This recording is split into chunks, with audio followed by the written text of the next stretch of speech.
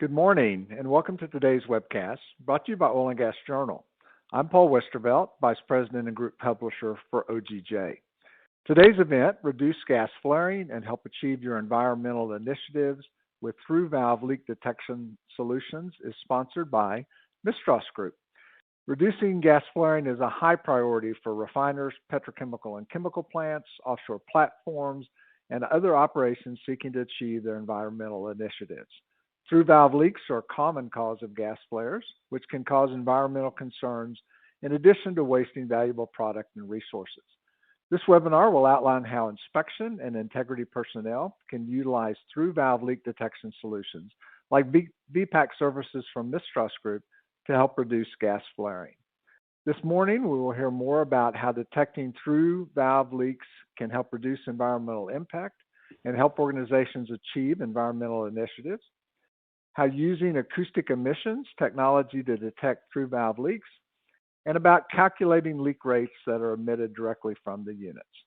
This presentation is both live and interactive. We would encourage you to ask a question at any time using the Ask a Question box in your presentation window.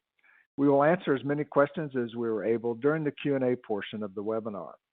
If you're running pop-up blocking software, you may need to disable it to view this webinar. In addition, it may make sense to close other applications for better performance. If you have any technical difficulties during the webinar, please tell us about your issues by typing a description in the Ask a Question box so one of our webcast technicians can reach out and assist you. Now I'd like to take a minute to introduce today's presenters.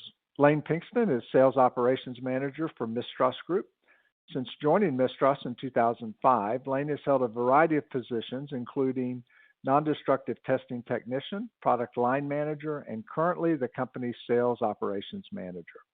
Over that time, Lane has held level 2 certification in ultrasonic thickness, magnetic particle penetrant, and alternating current field measurement testing. He has extensive experience with the VPAC 2 system, Mistras through valve leak detection, and quantification system and services. Sam Ternauschek is currently Mistras Vice President for acoustic emission business development. Sam has nearly 50 years of industry experience. He carries extensive knowledge in advanced NDT techniques, especially acoustic emission, having participated as an engineer in the first application of the technology during the mid-1970s. Sam participated in Physical Acoustics Corporation startup in 1978 and has served the company in a range of capacities since. Additionally, he has contributed to the industry by serving as coordinator of the MONPAC Users Group and as chairman of the National Association of Corrosion Engineers, or NACE, the Acoustic Emission Committee. He's an American Society for Non-Destructive Testing Fellow. Now it gives me great pleasure to hand the webinar off to Sam, who will begin today's presentation. Thank you, Paul. I'd like to welcome everyone to the webinar and giving us the opportunity to discuss a little bit about using acoustic emission for through valve leak detection and how that can help minimize or reduce losses to flaring.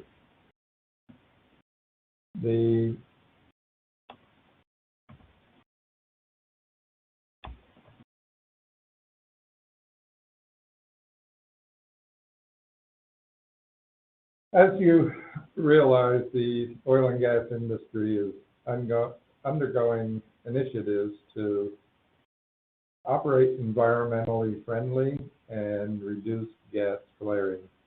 When flaring occurs, there are hazardous gases that are burned off to prevent release into the environment. In addition, product and resources are being wasted because of this. Gases that leak through valves cause environmental concerns, and plants are trying to reduce these issues. The intent here is to become environmentally friendly while saving money by reducing losses through flare. The International Energy Agency produced some data, and they estimate that combustion efficiency in 2020 were only 92%. That means about 8% of natural gas and NGLs were not being combusted, and these then end up being released into the atmosphere. Flaring activities resulted in 265 metric tons of carbon dioxide and emissions in 2020, and 8 metric tons of methane. So that's quite a volume of both carbon dioxide and methane being released into the atmosphere. And globally, they estimate about 142 billion cubic meters of natural gas was flared in 22, roughly equal to the natural gas demand of Central and South America. So worldwide flaring in 2020 burned off enough gas that it could have met the demands for Central and South America, which is a pretty large volume. If we can reduce and stop flaring alone, it's estimated that the world could create $27 billion in revenue annually, and that 2 million barrels of oil per day could be produced at a low cost and low risk. So reducing emissions by 1.2 billion tons of carbon dioxide a year can not only reduce costs, but have a substantial impact on the environment.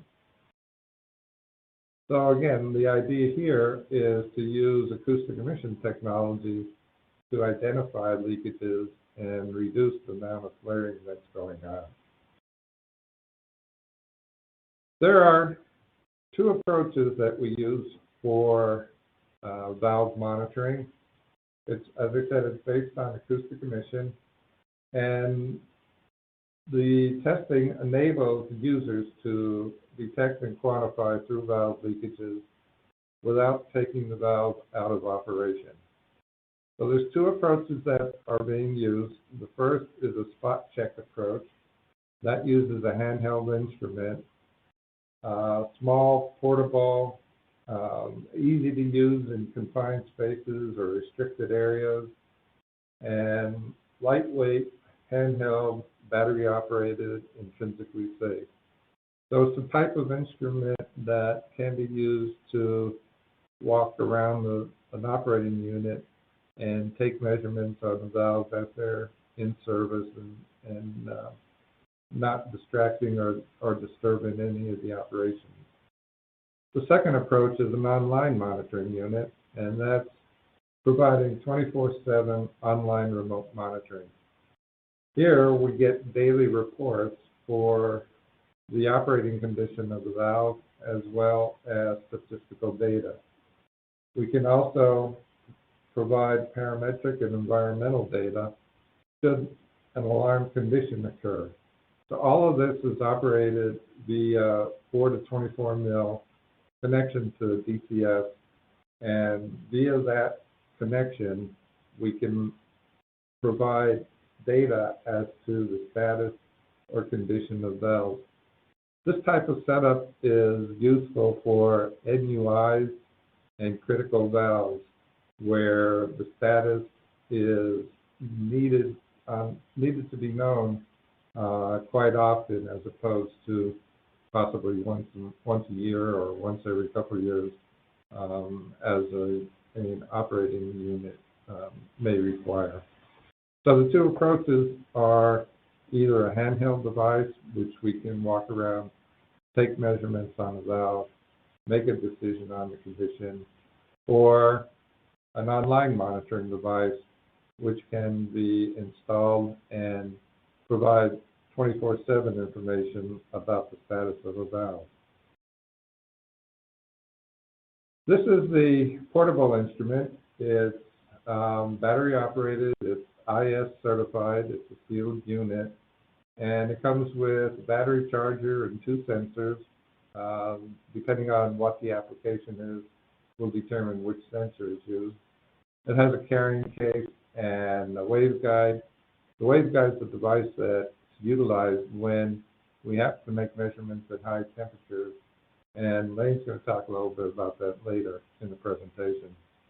We have a user's manual, and then we have some software that takes the measurements from the instrument, puts it into a spreadsheet, takes some variables about the valve and its operating situation, and then calculates what the through valve leak rate is, as well as provides an estimate of what the annual losses are in terms of dollars. This is a permanently installed unit, and it's a small, compact unit. It operates, as I said, in real time, 24/7. It's a 4 to 20 mil connection back to the DCS, and it also is IS certified.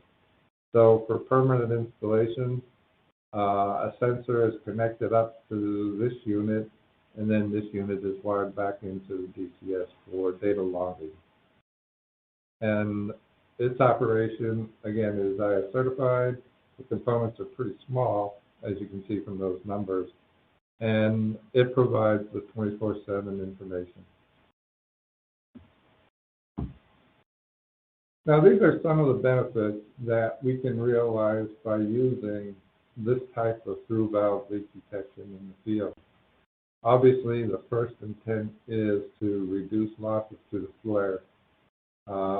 Even if there's a flare recovery system, gases can still be being burned off, and by identifying which valves may be leaking into the flare system, we can reduce the amount of hydrogen and other gases that are being burned off. And here, the benefit of this approach, obviously, is a reduction in cost, reduction in losses going up through the flare system. The portable instrument is also a very good maintenance planning tool. Doing a pre-turnaround survey of the valves with this type of an instrument allows the operators and maintenance personnel to determine which valves are really the culprits that are out there in the system and which ones need to be addressed during the turnaround.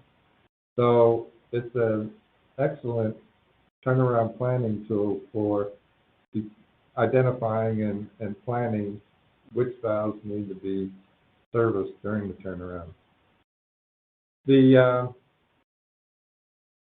reduction of losses to atmosphere through venting, so again, preventing these leakages to a vent pipe saves product and also helps the environmental issues that we're trying to address. It's an excellent troubleshooting device too. If we have a manifold, for instance, with a number of valves, one of them is leaking, this is a great tool for checking the valve and picking out which one is the culprit in a complex situation like that. It's also excellent for finding cross-contamination issues that may be occurring in the system. Another application for the technique is to requalify PSVs after they've lifted. We always want to make sure that when the valve repeats, it's closed and not experiencing any through valve leakage after it's lifted. So using this type of device to requalify PSVs after operation is another application. And testing emergency shutdown valves. Again, we can save considerable amount of time for requalifying ESDs using this approach as opposed to conventional measurements. So saving production downtime, lost time, obviously is going to generate additional revenue and produce savings. So these are just some of the areas where the technology can be applied and savings can be realized by, again, reducing losses. Pretty much anything that creates problems in the valve seat are detectable. eroding valve components, degradation of the valve because of overtime abuse or use, scored valves, leakage valves, cavitation. These are all different mechanisms that can wear or deteriorate a valve seat or a valve component. And so what we're looking for then is that kind of degradation. We want to know not necessarily what the mechanism is that's degraded, but the fact that there is leakage occurring because of a mechanism and how much that leakage actually is. We've done a lot of field testing, and our experience in general is that about 5 to 10% of the valves in a system will have through valve leakage. However, a small percentage of those valves will only have significant leakage. So we may find a number of valves showing leakage, but it's typically about 1 to 2% that are responsible for a majority of the losses through the valve. And it's identifying those problem children out there that we're focusing our efforts on in applying this technique. It's pretty sensitive. We can detect leaks down to less than 1 liter per minute. And we can also detect larger leaks as large as 1,000 liters per minute, as long as the leaks are still turbulent. And I'll explain that in a minute. So what we want to do is find those 1 to 2% bad guys out there and focus our maintenance efforts during the shutdown or turnaround on those particular items and keep the remaining valves in service as long as they're not passing a large amount of product. This is intended just to give you an idea of some of the losses that can occur through a system. Obviously, the larger 18, 30-inch PCV valves will have the highest values in terms of the process and the cost of the product that they leak. But there's also some reasonable amount of money can be saved even from finding leaks in smaller valves. A 4-inch valve or a 1-inch valve still has a substantial amount of savings to be realized if there's significant leaks in these types of valves. So while we like to focus on larger valves because that's where the potential largest savings may be, we can't overlook the smaller valves too, because we can realize a substantial amount of money by finding the bad guys in that group too.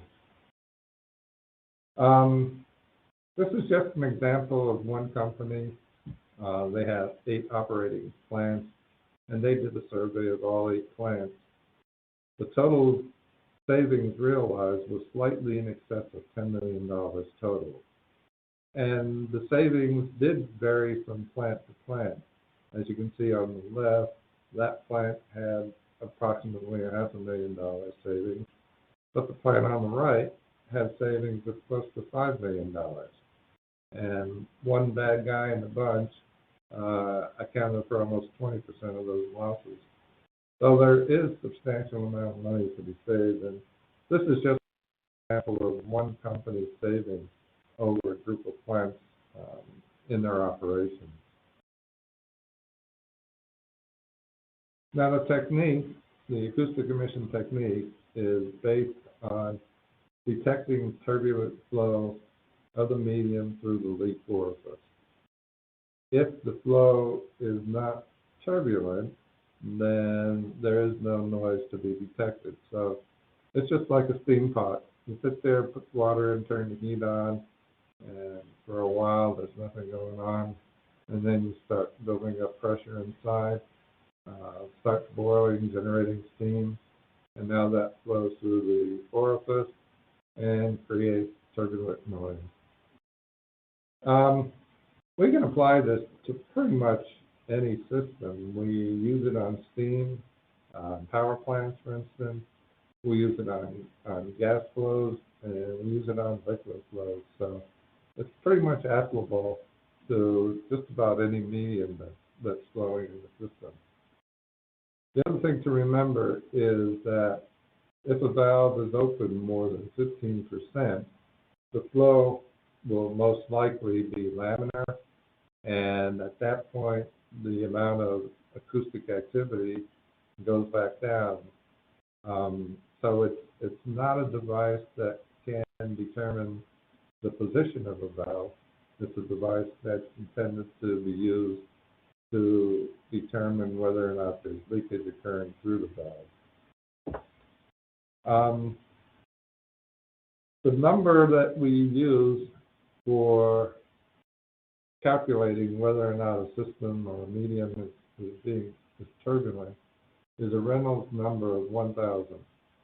So as the Reynolds number approaches 1,000, then the flow becomes turbulent enough for the acoustic emission to be able to detect it. And it's pretty easy to detect or to determine the Reynolds number. It's just a factor of the medium, the differential pressure, and the diameter and velocity of the opening. So calculating the Reynolds number allows us to determine whether or not in a given system, whether or not there would be sufficient turbulent noise for the sensor to be able to detect it. Now at this point, I'd like to turn it over to Lane Pinkston, and Lane is going to provide more information as to the mechanics of doing the testing and analyzing and reviewing the data. Lane, it's all yours. Thank you, Sam. I appreciate it. So, first thing you need to do is ensure the valves are closed. All valves must have a minimum differential pressure of 10 psi for the gases and 40 psi for liquids. You make sure you clean away the loose rust and scale around the valve, so it has a good, couplant. We would then use a silicone grease as an acoustic couplant when we apply a sensor to the valve body. We then wait a few seconds to let the measurement stabilize, then take the reading. Then we would take the upstream, the valve, and the downstream. And if the valve is the highest reading by the difference of 6 dBs, then the valve is leaking. If the downstream and upstream is the highest, then the valve is tight.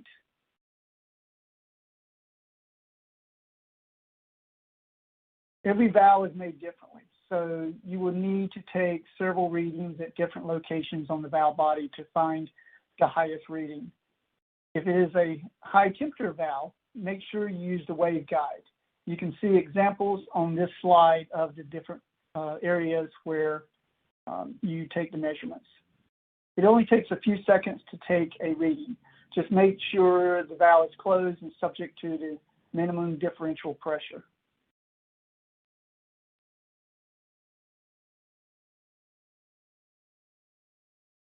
Here are some examples, sample of results that we've had. For upstream, you might have 13, the valve you have 13, and downstream you have 13, that's no leak. If the upstream is 19 and your valve is 52 and the downstream is 19, then you got a leak. For another example is 62, 72, and 23, you have a leak. If it's 71 upstream, 52 valve, and 52 downstream, it's just noise or background.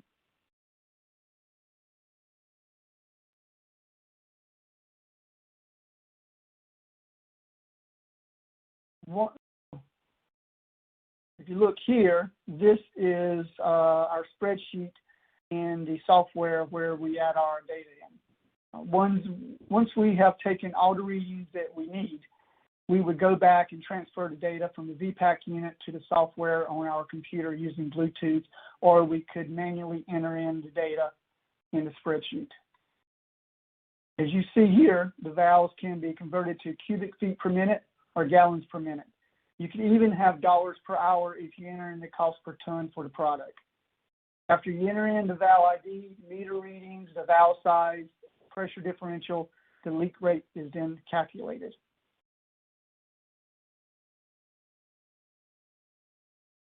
There are testing precautions you have to look out for. Hot valves may have lagging or insulation jackets on them. Make sure you prepare ahead of time to get them removed from the areas or have holes cut so you can have access. A lot of times I am able to use inspection ports that are already there. Never modify or remove the lagging or insulation because it could have hazardous materials such as asbestos underneath. Jackets must be put back on after test.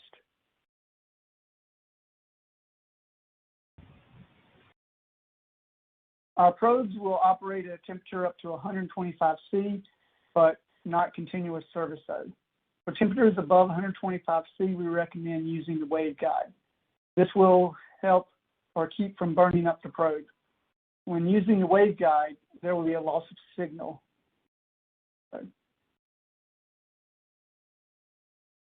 To calculate that loss, you will need to find a leaking valve using the probe.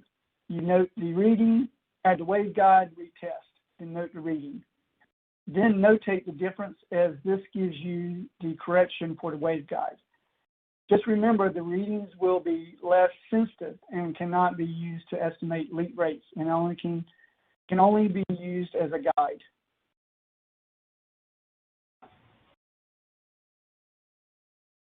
When we're combining technology with expertise, most refineries have around 1,000 valves to test. A normal day, a person can test between 40 to 70 valves depending on the route. This is about 4 weeks worth of testing. It is unlikely that the company will take an engineer or operator away from their normal job for a month to go test the valves. So what we propose sometimes is that if a plant is subject to having issues, they would buy a VPAC for emergencies and spot checking. Then maybe once a year or before a turnaround, we would come in and perform a full survey to tell you which valves you need to spend your resources on. This will save you time, money, and resources. At this point, I'm going to tell you about a couple of instances I've had out in the field where our expertise comes in. I was testing a valve at a plant, and they were, and one of the valves was very hot. I remember the valve being around 80 dBs and the downstream being about 90. Normally, you might say that the valve is not leaking, but I knew something was not right, so I traced the downstream pipe to a sight glass about 50 to 75 yards away. Come to find out, an operator had left the sight glass open from a day or so before. Once we shut the sight glass, the flow to the flare dropped almost half. They were very grateful and excited that I was able to locate that open sight glass using the VPAC. So after they closed the sight glass, I went back, retested the valve, and confirmed it was not leaking. The other situation is I was in a different plant in Texas during the summer, and I needed to go into a small alky area to test one of the valves.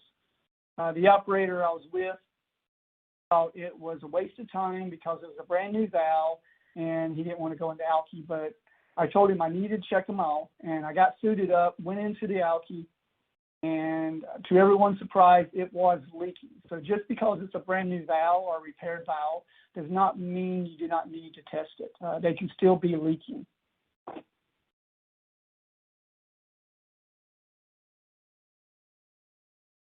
Reducing flare starts with the right solution.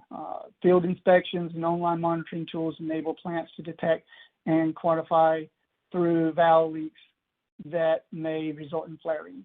Using through valve leak detection tools, you can help achieve your environmental initiatives. Leak detection serves as an excellent troubleshooting tool for tracing leaks and sources of contamination, which can have an adverse impact on the environment. Return on investment can also realize be realized quickly.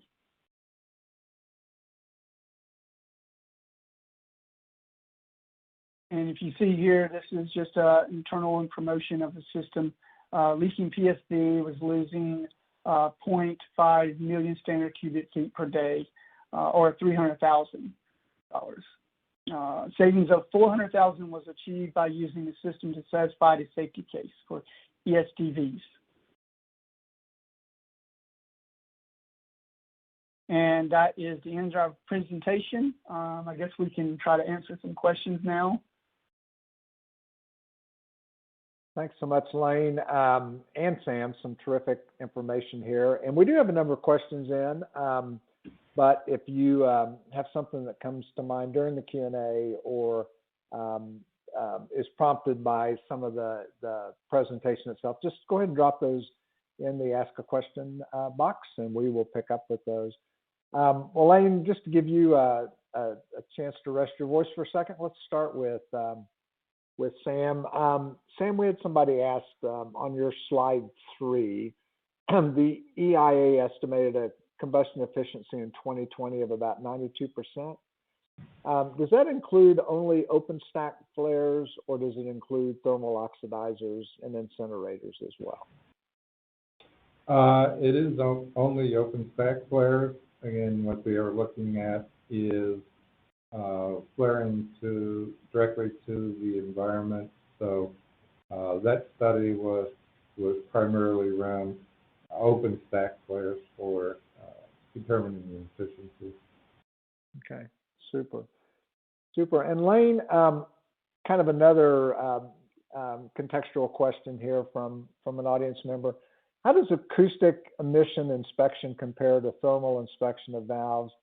Is acoustic emission inspection less expensive, quicker, or easier for an operator to use and to interpret the results? Well, I am not very familiar with thermal inspection of valves, but I know this is very easy. It's quick, and pretty much you can go to a valve. A couple minutes later, you will have your answer there. So I think that's pretty quick and easy and simple. And the unit pays for itself probably the first time you go out and do a whole survey. So, okay. Sorry, I couldn't give you a. No, that's fantastic. That's very helpful. And Sam, on your slide 14, you noted that an operator needs at least 10 psi differential across a valve. So this inspection technique is one that's not used on low pressure flare systems, like a flare system for atmospheric storage tanks, or are we? Is the questioner reading that wrong? Reading your slide wrong? No, it does require that differential pressure in order to get turbulent flow. So if it's under 10 psi, excuse me. If it's under 10 psi, then the likelihood of turbulent flow is reduced. But the formula I showed for detecting the Reynolds number or determining the Reynolds number, you can plug the values into that. And if it shows at those operating conditions that the Reynolds number will be close to 1,000, then it can be applied. But rule of thumb is that we usually want at least 10 psi across the valve. Okay, yeah, that's helpful. Lane, another question related kind of to the operating environment. Does ambient noise or pipe vibrations affect the acoustic emission inspection results? No, it does not.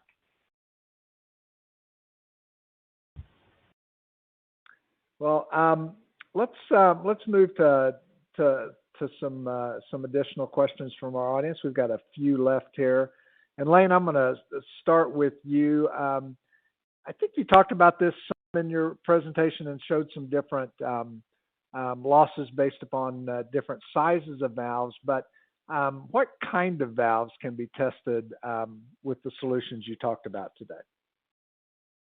Pretty much all kinds of valves. You got plug, you got gate, you got ball, globe, butterfly, RV, you got PSV, PCVs. You even got the bypasses that we can check. You got different types of seats, soft and hard. And as we spoke about, we can cover valves up to around 18 inches and larger. Okay. Pretty much all kinds of. Yeah, a lot of flexibility in the mix. And if if an individual customer on the line has a question, they can certainly reach out to you guys and get additional information on that. Sam, what kinds of fluids can these solutions be used on? Are there any restrictions on fluid type? No, we do different calculations for fluid types, but we can apply it just about any types of fluids and gases or steam. Like I said, when we analyze data from the fluid system, the correlation between the AE activity and the leak rate may be different than the calculations we use for steam, for instance. So we do have a variable that we put into the spreadsheet that is the median, but most medians are usable with this type of a setup. Perfect. And Lane, I'll let you kind of take us home with this last question. How do you store the data that's taken with the instrument? Well, pretty much you go out to your route, and if you store the data within the VPAC, when you go back to your computer, you connect it through using Bluetooth, and it transfers over into the program or the software, and it puts it into a spreadsheet. So pretty much it's simple if you got everything set up. Or you could come back if for some reason you're only doing a couple and you go out there, you can make a note and you come back and you could enter it into the spreadsheet manually. Okay, perfect. Well, terrific information, guys. We've had a question from some operators about a copy of the slides. The slides will be loaded to the on-demand version of the presentation, but if you hit the ask a question box and ask for the slides, we'll be sure that Ms. Strauss Group emails those to you. So before you leave, if you want to just drop in a request for a copy of the slides, we'll be sure and get those to you proactively. Otherwise, just come back to the on-demand version. You can download those on the front end of that presentation. Well, I'd like to thank our presenters today who did a great job. Lane Pinkston is Sales Operations Manager from Ms. Strauss Group. And Sam Turnowchek is Vice President of Business Development for Acoustic Emission from Ms. Strauss Group as well. We thank our sponsor, Ms. Strauss Group. And I would like to remind you, as I just mentioned, the on-demand version will be available on the OGJ, the Oil and Gas Journal.com website within 24 hours of this presentation. The link to the archive webcast will be sent to everyone who registered for today's event by email. If you have a colleague at work or in the industry that you think would find this information helpful, please forward the link to them so that they can view the webcast as well. Well, on behalf of Ms. Strauss Group and Oil and Gas Journal, I would like to thank you for attending. Have a wonderful day. Thank you.